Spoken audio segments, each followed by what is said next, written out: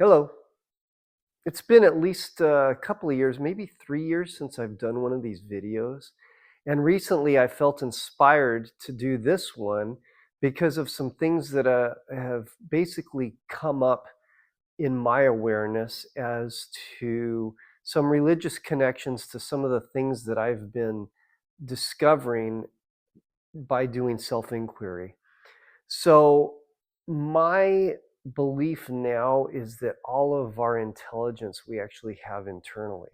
Everything that we learn about things, about the world from everybody else is mostly bullshit.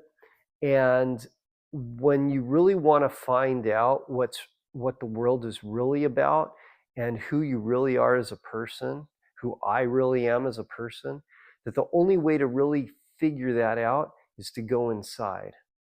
And so that's the basis for what I'm about to disclose right in this video.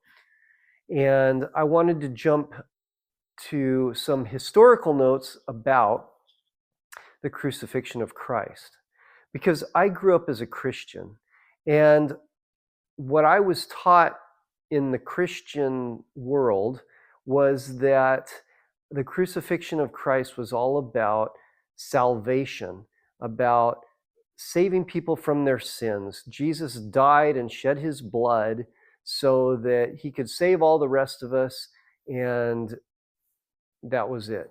But I don't think that that was really what was going on. I think there was a big misinterpretation of what the reason was that Jesus actually went to the cross. In fact, I don't know that he actually needed to. I know this sounds crazy from a Christian perspective, because the whole idea from Christianity is if Jesus wouldn't have died, then we wouldn't have had salvation for our sins. But I don't think that's really what was going on here. I think, in fact, I know that what was really happening was that Jesus was trying to show the human experience in as graphic a way as possible so that each of us could actually go through that and come out at the other side with true love as he exhibited while he was here. So just humor me for a bit. What the crucifixion really represented was the ultimate humility. And what Christians have turned it into is like this beautiful thing.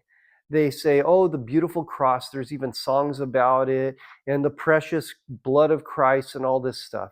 And they wear crosses around their necks, and they talk about how beautiful the cross is, which, if anybody who was at the any crucifixion during the times of Rome, while Rome was in power, and witnessed a crucifixion, nobody, even after Jesus died and came back to life, nobody who had witnessed a crucifixion would say that there was anything beautiful about the cross, any cross, even the one that Jesus died on. Okay, so, and here's the key that most Christians totally overlook, is that Jesus Christ himself said, "Take up your cross and follow me." And most people, when they use the term cross, when they're thinking about, oh, it's my cross to bear. Oh, I've got a husband who doesn't love me, and that's my cross to bear. Oh, I got a job that, I really don't like, but I treat people well there, and that's my cross to bear. Well, that isn't what a cross is at all. The people in Jesus' day did not see a cross to bear as a burden.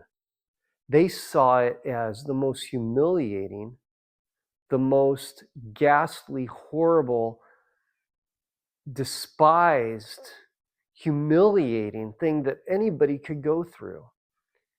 To bear a cross meant that you were going to go to death. And it wasn't just a death like a hanging or an electric chair or a lethal injection. It was with hours of humiliation before the actual death occurred. Humiliation and torture. I mean, think about this. How would you feel if you were stripped naked, and they all were, they were stripped totally naked, exposed to all the onlookers while they're jeering at you, they're spitting on you, they're punching you, and you get whipped until your body is so raw with blood and gashes, and you're there totally exposed, naked, and bleeding, and ugly, and despised. And all the onlookers look at you as horrible, like a monster. And some even turn away because you're so hard to look at. Now, Christians today don't even think about that. Many of them are very proud, have a lot of pride, and instead of looking at themselves and saying, you know what, this is where I need to open myself up and become humble. This is where I need to face my humiliation. What is it that I'm insecure about? What is it that I'm humiliated about? Can I go into that? That's what taking up your cross is. It's going into your humiliation. And who does that? Jesus Christ did it. He went into the most humiliating experience that any person could experience. And he came out the other side of it. But most, I would say, all of our humiliation is in our mind. It's all in the mind. And each of us can bear our cross without ever having to go through that physical pain, without ever having to go to a physical cross, but by facing humiliation within our own minds. What is it that you feel insecure about? What is it that when you look at this, you go, oh shit, I could die. I was mortified. That's a term that we use a lot. You know, when we're so embarrassed that something happened and we go, I was mortified. That is what taking up your cross is all about. It's going into that, but not going into it just exclaiming it or not pushing it away. See, that's the thing, is we humans, whenever we face embarrassment and humiliation, what do we avoid? We try to get out of those situations. We push those situations away instead of walking into them and inviting them into us, because that is what bearing your cross is. It's inviting the humiliation and then going into that emotion, that experience. And you don't have to go into it. I personally believe you don't have to go into it actually doing the experience, that you can do this in your mind. But a lot of people do. There are people who actually go into the actual experience in order to overcome it, to show themselves that, hey, this isn't as bad as I thought it was. And they allow themselves the opportunity to experience that humiliation or go through those emotions and feel them while walking through a particular experience. But we don't really have to do that. All we have to do is ask ourselves, what is an experience that would feel humiliating to me? What is it an experience that I'd say, yeah, oh man, no way, I'm not going to do that, because it would feel so embarrassing. Some people talk about things being, oh man, the cringe. It made me cringe. That is embarrassment. That is humiliation. When you feel that cringe, even if you're embarrassed for somebody else, think of yourself going into that situation and then opening yourself up to the emotion. And the way you can do this is very simple.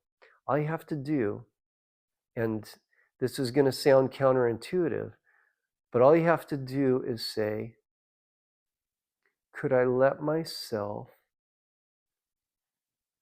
be as humiliated as I want to be? Could I let myself be that humiliated? Could I let myself want this humiliation as much as I do? Now, this sounds ridiculous because nobody wants humiliation, right? I mean, you think about it, it's like, oh, we don't. But here's the thing, that every time we're pushing it away, it actually unconsciously is an invitation.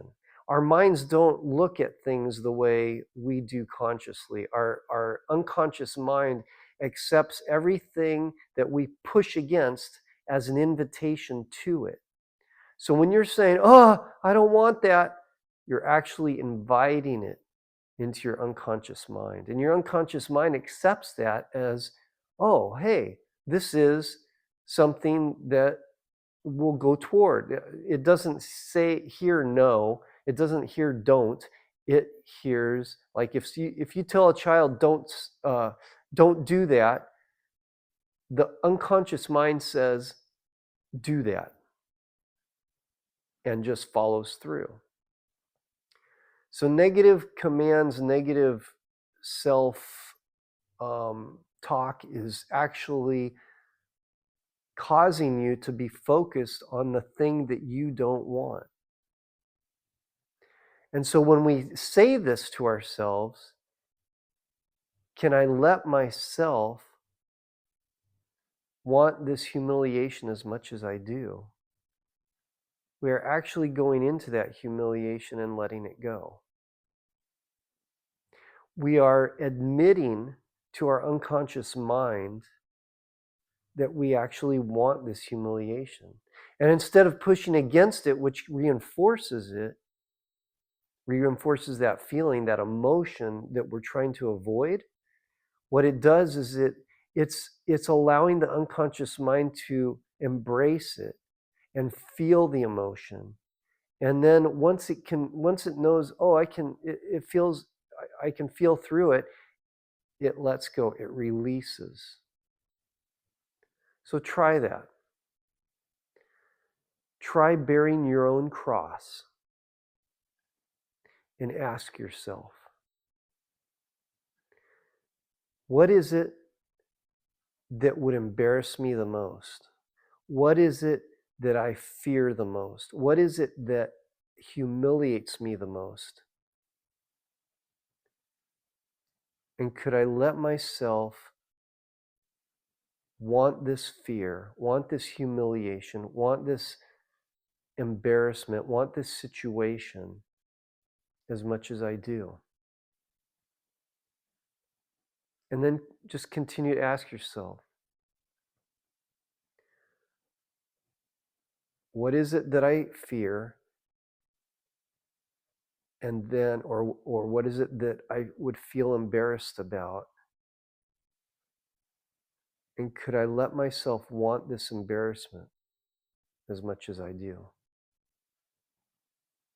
Could I let myself want this humiliation as much as I do?